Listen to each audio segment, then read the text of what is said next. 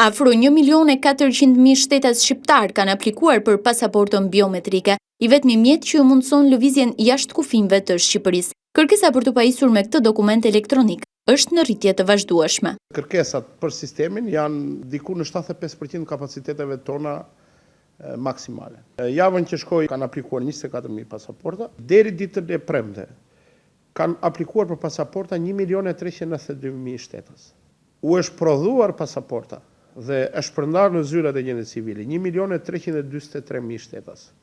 Dhe e kanë tërhequr pasaportën 1.178.000 shtetas. Për të ardhur në ndihmë të gjithë atyre që duan të marrin pasaportën në brenda 2 apo 3 ditëve në të gjithë vendin, janë hapur 18 pika të aplikimit të përshpejtuar. Zyrat e aplikimit për pasaport apo kartën e identitetit do të jenë të hapura deri në ditën e fundit të vitit. Vetëm datat 1, 2 dhe 3 janar do të ndërpritet prodhimi i pasaportave për të bërë një rifreskim të sistemit.